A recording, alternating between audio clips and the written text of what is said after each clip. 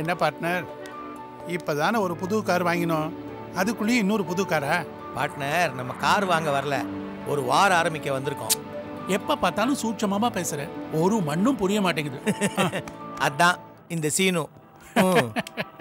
இது latest model, advance engine. அங்க பாரியா? 5 second. Partner, RK பையன் மாதிரி தெரியல.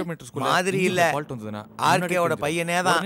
பட்டாளத்துல துப்பாக்கியும் கையுமா நின்னவன் இங்க கார் புரோஷரும் கையுமா நிக்கிறான். கேவலமா இருக்கு. பார்ட்னர், சொந்த கால்ல நிக்கணும்னு ஆசைப்படுறான், தப்பு இல்லையே.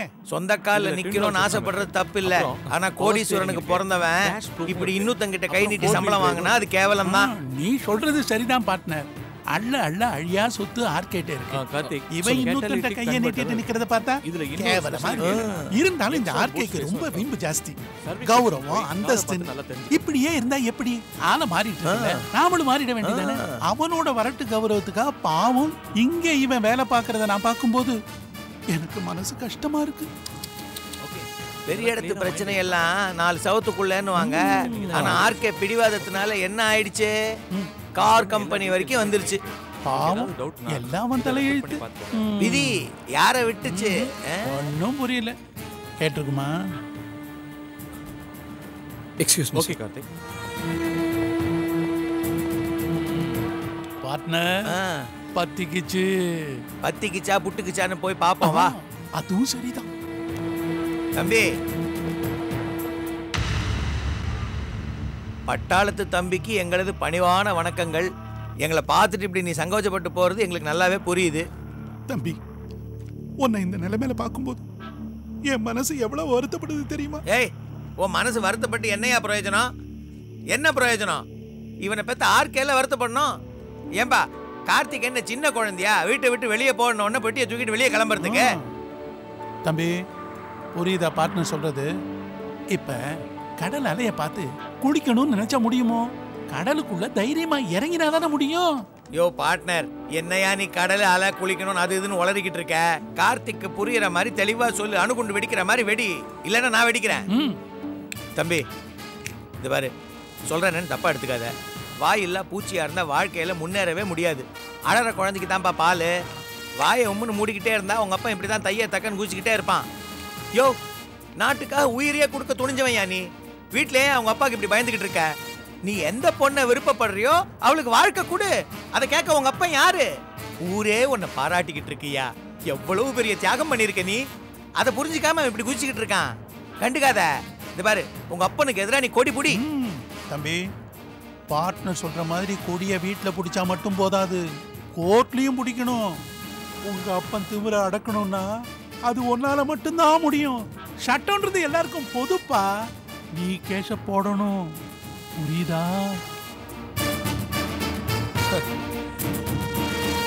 ஊரு ரெண்டு பட்டா கூத்தாடிங்களுக்கு கொண்டாட்டம்னு சொல்லுவாங்க. இத பாருங்க, இது என் வீட்டு பிரச்சனை, என்னால தீர்த்துக்க முடியும். என்ன காரணம் காட்டி தானே என் அப்பாவோட உறவையே முறிச்சுக்கிட்டீங்க. இப்ப அதே நாக்கு தான் எல்லாம் மாறி மாறி பேசுது. என் அப்பா கோவக்காரரா இருக்கலாம், பழைய பஞ்சாங்கமாவும் இருக்கலாம், ஆனா உங்களை மாதிரி இல்லை. ஏன் உங்களுக்கு இந்த பொழப்பு? மிஸ்டர், இங்க பாருங்க, நீங்க என் அப்பாவோட பார்ட்னருங்கிறதுனால அவரோட பேர் கெட்டக்கூடாதுங்கிறதுனாலையும் உங்களை நான் இத்தோட விடுறேன். இதுக்கு மேலே என்கிட்ட நீங்க ஏதாவது பேசணும்னு நினைச்சீங்க, துப்பாக்கி பிடிச்ச கை இன்னும் துரு துருன்னு தான் இருக்கு. நல்லதுக்கு காலம் இல்லை, நான் என்ன பண்ண முடியும்? நீ கஷ்டப்படணும்னு உன் தலையில எழுதியிருக்கு. உன் தலையெழுத்த கொஞ்சம் மாற்றி எழுதலான்னு ஆசைப்பட்டேன், அவ்வளோதான். மாட்டேன் நீ பிடிவாதம் பிடிச்சா நான் என்ன பண்ண முடியும்? போக போக உன் நிலைமை வேணாம், அதை நம்ம சொல்லி ஏன் அவன் தெரிஞ்சுக்கணும்? தானாகவே புரிஞ்சுக்கிட்டோம். வாங்க நம்ம போவோம்.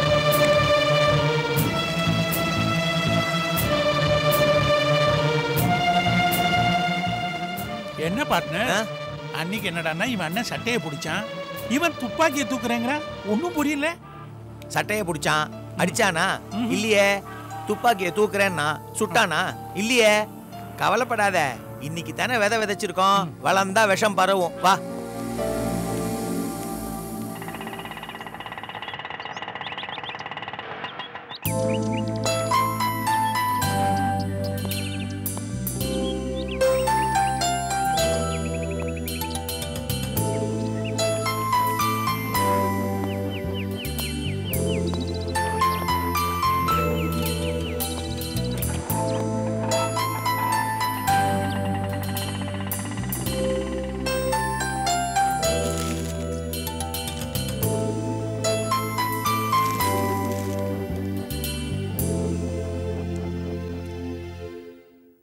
யார் சார் நீங்கள்? யார் வேணும் உங்களுக்கு? கார்த்திக் வீட்டில் இல்லையா? கார்த்திக் தம்பி வேலைக்கு போயிருக்கு. ஆமாம், நீங்கள்? என் பேர் பாலாஜி. நான் கார்த்திக்கோட ஃப்ரெண்டு. நாங்கள் 2 பேரும் மிலிட்ரியில் ஒன்றா வேலை பார்த்தோம். அப்படிங்களா? கார்த்திக் தம்பி சாயந்தரம் தான் வீட்டுக்கே வரும். ஓ அப்படியா? அப்போ சாந்தி இருக்காங்களா? சாந்தியம்மா உங்களுக்கு தெரியுமா? தெரியும். வாங்க சார், வாங்க உட்காருங்க.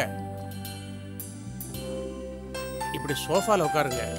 நான் மாடியில் சாந்தியம்மாட்ட சொல்லி போய் கூட்டிகிட்டு வந்துடுறேன். ஓகே. பேர் என்ன சொன்னீங்க? பாலாஜி.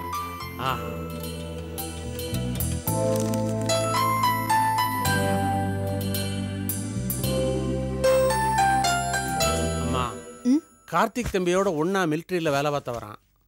பாலாஜின்னு பேர் சொன்னாரு. உங்களுக்கு கூட நல்லா தெரியுமாமே. உங்களை கையோட கூட்டிட்டு வரதா சொல்லி ஹால்லேயே உட்கார வச்சிருக்கேன்.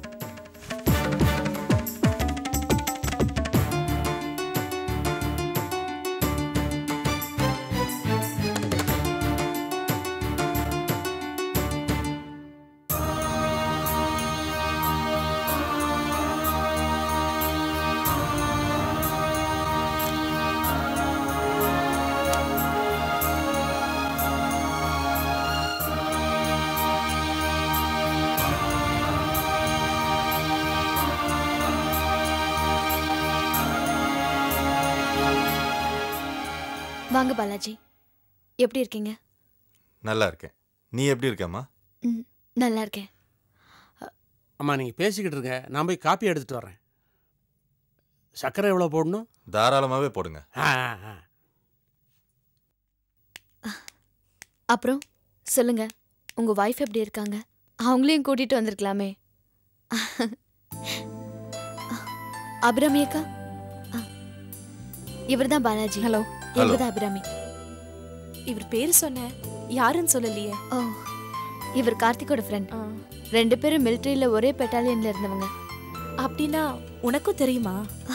தெரியும் மாவா, நல்லா தெரியும். அப்ப ரொம்ப நெருக்கம். ஆமா. இந்த சாந்தி ஸ்வீட் இருக்கு. அக்கா கிட்ட கொடுங்க. இல்ல, சாந்தி கிட்ட கொடுங்க. நான் வேணா காஃபி போட்டு எடுத்துட்டு வரட்டுமா? ராஜன் எடுத்துட்டு வரேன்னு போயிருக்காரு. அப்படியா? உட்காருங்க. முதல்ல வாங்கிக்கமா. எதுக்கு இதெல்லாம்? பாலாஜி வந்ததே ஸ்வீட்டான விஷயம். அதெல்லாம் இருக்கட்டும். எங்க இந்திராவை காணோம்? தூங்கிட்டு இருக்கா. சரி, தூங்கட்டும். கேக்குறேன்னு தப்பா எடுத்துக்காத. நீயும் கார்த்திக் எப்படி இருக்கீங்க? கார்த்திக் என்ன நல்ல விதமா தான் பாத்துக்கிறாரு. ஆனா இந்த வீட்டுல தான் யாரும் இந்த நிமிஷம் வரைக்கும் என்னை ஏத்துக்கல. அவ்வளவுதானே. Take it easy. நம்ம நாட்டுல இந்த மாதிரி திருமணத்தை ஏத்துக்கிட்டா வருஷம் பூரா மழை பெய்யும். இன்னும் மனுஷங்க திருந்தவே இல்லை. ஆணுக்கு ஒரு நீதி, பெண்ணுக்கு ஒரு நீதி. நீ கவலைப்படாத. பாலாஜி, நீங்க சொல்ற சமுதாயத்துல தான் கார்த்திக்கும் இருக்காரு, நீங்களும் இருக்கீங்க. ஒரு கார்த்திக் வர்றதே இவ்வளவு கஷ்டம். இருந்தாலும் நான் நம்பிக்கை தளரல. கணவனை இழந்தோருக்கு காட்டுவது இல் அப்படின்னு சிலப்பதிகாரம் சொல்லியிருக்கு.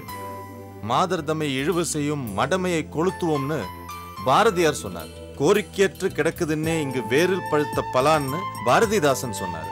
அறுத்தா கட்டணும்னு வள்ளலார் சொன்னார். ஒவ்வொரு மகான்களும் மக்களை கொஞ்சம் கொஞ்சமா மாத்திட்டு இருக்காங்க. மாறிடும். உனக்கு ஒரு நல்ல வாழ்க்கை அமைஞ்சதுல எனக்கு சந்தோஷமா. எனக்கு என்னமோ கம்பி மேல நடக்கிற மாதிரி தான் இருக்கு. 1000 பெரியார் வந்தாலும் நம்ம நாட்டு பொண்ணுங்க பயத்தை மட்டும் போக்க முடியாது. பொண்ணா பிறந்து பாருங்க, அப்ப தெரியும். ஆசைதான். ஆனா பொண்ணா பிறக்கிறதுக்கு கடவுள் வரம் தரணுமே. என்ன நீங்க பெரியாரையும் கூப்பிடுறீங்க, கடவுளையும் கூப்பிடுறீங்க? ஆமா, பிறப்புக்கு கடவுள், வாழ்க்கை நெறிமுறைக்கு பெரியார். உங்ககிட்ட பேசி ஜெயிக்க முடியுமா? அப்புறம் இதுதான் என்னுடைய அட்ரஸ். நீயும் கார்த்திக்கும் என் வீட்டு கண்டிப்பா வரீங்க. ஓகே? ஓகே. சரி, நான் கிளம்பட்டுமா? ஐயோ, காஃபி வந்துகிட்டே இருக்கு. நல்லாவே போடுவாரு என்ன மாதிரி. இத சொல்லும்போது தான் எனக்கு ஒன்று ஞாபகம் வருது. ட்ரெயின்ல வரும்போது ஒரு சர்தார்ஜி, அப்புறம் நம்ம ஊர் யார் அது? குரல் புதுசா இருக்கு. ட்ரெயின்ல பயணம் பண்ணிட்டு இருக்கும்போது சர்தார்ஜி உனக்கு தெரிஞ்சவங்களா? பைல்வான் மாதிரி இல்ல மாமா, சாந்திக்கு தெரிஞ்சவங்க. கார்த்திக் கூட ரொம்ப நாளா தெரியும்னு சாந்தி சொன்னா. அந்த ட்ரங்க் எடுக்க முடியல நம்ம தமிழால. ரொம்ப நெருக்கமா. எந்திரிச்சு அது மேல போய் அந்த ட்ரங்க் எடுத்து கீழ வச்சாரு. சாந்தி நம்ம வீட்டுக்கு வந்ததுல இருந்து இன்னைக்கு தான் அவன் முகத்துல சந்தோஷத்தை பாக்குறேன்.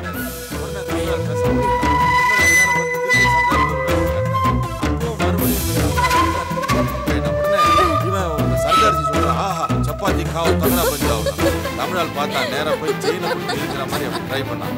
உடனே நேரா சர்தார்ஜி என்ன பண்ணாரு, அவனை ஹெல்ப் பண்ற மாதிரி போயிட்டு அந்த செயினை பிடிச்சி ஒரு இழு. சப்பாத்தி காவு தங்கடா பஞ்சாவ்னு ட்ரெயின் நின்று காடு கீடுலாம் ஓடி வர நேரத்தில் தமிழால் என்ன தெரியுமா சொன்னா, சாவல் காவு புத்தி ஹோ ஜாயேகா. ரைஸ் சாப்பிட்டா புத்தி வரும், சப்பாத்தி மட்டும் சாப்பிட்டா பத்தாதுன்னா.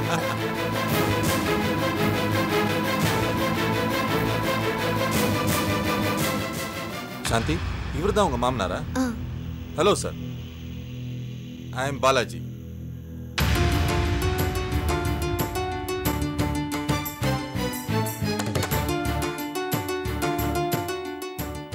யார் தம்பி நீங்க? சார், என் பேர் பாலாஜி. நான் கார்த்திகோட புருஷன் இல்லாதப்போ மனைவி வந்து பாக்குறதே தப்பு. அதுவும் திறந்த வீட்டுக்குள்ள இவ்வளவு தூரம் வந்து கும்மாளம் போட்டுட்டு இருக்கீங்க. லுக் ஹியர், உங்களுக்கு இனிமே கார்த்திகை பார்க்கணும்னா இங்க வராதீங்க. அவன் வேலை செய்யற இடத்துக்கு போங்க.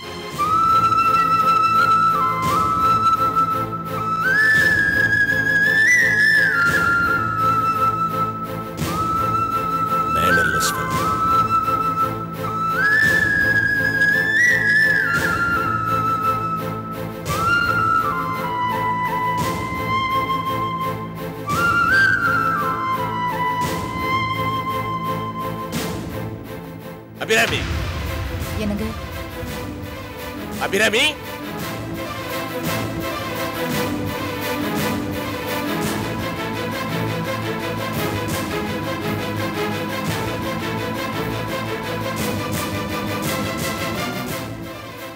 இந்த வீட்டுக்குன்னு ஒரு கௌரவம் இருந்துச்சு. இந்த வேண்டாத விருந்தாளிகள்லாம் வந்து தொலைக்கிற வரைக்கும். இப்ப இதுங்களை பாக்குறதுக்கு திறந்த வீட்டுல ஏதோ நுழையிற மாதிரி சிலதெல்லாம் நுழைய ஆரம்பிச்சிருக்கு. இந்த அசிங்கத்தை இத்தோட நிறுத்த சொல்லு. I just don't like it. வீட்லயே எனக்கு டிசிப்ளின் தான் முக்கியம்.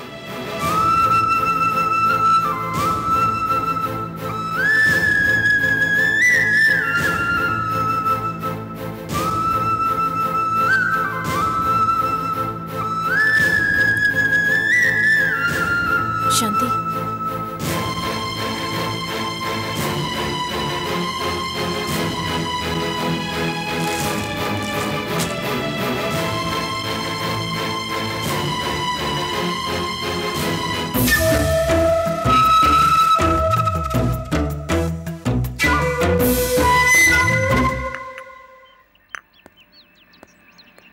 வா.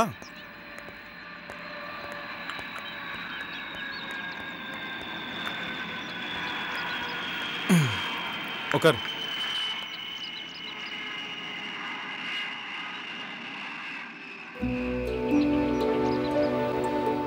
சார், என்ன சாப்பிட்றீங்க? என்ன வேணும்? 2 கூல்ட்ரிங்க் தாங்க. Okay sir. எக்ஸ்கியூஸ் மீ, உன் பேர் சுவாதி தானே? ஆமா. என் பேர் அர்ஜுன் தானே? ஆமா. அதுல என்ன சந்தேகம்? நமக்கு தானே நிச்சயதார்த்தம் நடந்துச்சு. ஹலோ ஹலோ மேடம், நம்ம 2 பேரும் தானே கல்யாணம் பண்ணிக்க போறோம். அதுல உங்களுக்கு எந்த சந்தேகமும் இல்ல? இல்ல. பின் என்ன, இத்தனை நாள் என்ன பார்க்காம இருந்தா என்ன அர்த்தம்? என்ன excuse me sir. Thanks. Welcome sir. இத பார், என்ன பார்க்கறதுலயோ என்கிட்ட பேசுறதுலயோ உனக்கு என்ன பிரச்சனை சொல்லு. இந்த பொண்ணுங்க இந்த மாதிரி சைலண்டா இருந்தாலே அப்படியே கடுப்பா இருக்கும் தெரியுமா? நீ என் லவரா இருந்தா கூட பரவாயில்ல, ஏதோ தாங்கிக்கலாம். நீ என் மனைவியாக போறவ. இப்ப நீ பதில் சொல்ல போறியா இல்லையா? ஆம்பளைங்களுக்கு கோவப்படுறத தவிர வேற என்ன தெரியும்? சரி, அப்போ உனக்கு தெரிஞ்சதை சொல்லு. ஷாம் அண்ணி மூலமா நம்ம 2 பேரும் தனியா சந்திச்சு பேசினத அப்பா கிட்ட போட்டு கொடுத்துட்டான். அப்பா என்ன அடிச்சிட்டாரு. என்னது? கை நீட்டி அடிச்சிட்டாரா? வயசுக்கு வந்த பொண்ணை கை நீட்டி அடிக்கிறாரு. இவரெல்லாம் ஒரு அப்பனா? இத பாருங்க, எங்க அப்பா ரொம்ப கோவக்காரரு. அவரை யாருமே எதுவும் சொல்ல முடியாது. வீட்ல பெரிய பிரச்சனை ஆயிடுச்சு. கல்யாணம் நடக்கட்டும், அதுக்கப்புறம் அவங்கள வச்சுக்கிறேன். அப்படிலாம் சொல்லாதீங்க. அவங்கள திட்டுறது நம்ம வேலை இல்லை. கல்யாணம் முடிகிற வரைக்கும் நம்ம 2 பேரும் சந்திச்சுக்க வேண்டாமே? ஏற்கனவே உங்க அப்பாவுக்கு எங்க குடும்பத்தை பிடிக்காது. இதுல அவர் மனசுல எறிகிற நெருப்புல எண்ணெய் ஊத்துற மாதிரி உங்க அண்ணி வேற. போதாதா? சேச்சே அண்ணி. போதும். ரொம்ப நல்லவங்க அதானே? இதை பேர் உங்க அண்ணி ஒன்றும் நல்லவங்க இல்லை, நல்லா நடிக்கிறாங்க அவ்வளோதான். உண்மையிலே அவங்க நல்லவங்களா இருந்தா உங்க அப்பா கிட்ட ஏதாவது சொல்லி சமாளிச்சிருக்கணும்ல. சரி சரி, இப்போ பேசாம இரு. ஆனால் நான் சொன்னதெல்லாம் கண்டிப்பாக வீட்டில் போய் யோசிச்சு பாரு. எப்படியோ அந்த அம்மாவோட திருவிளையாடல் இதோட நிற்காது. ஃபாரின்லேருந்து ஒரு தம்பி வந்திருக்கான்ல, அவன் கூட சேர்ந்து இன்னும் என்னெல்லாம் நாடகம் நடத்த போறாங்க நீங்க பார்க்க தானே போறீங்க.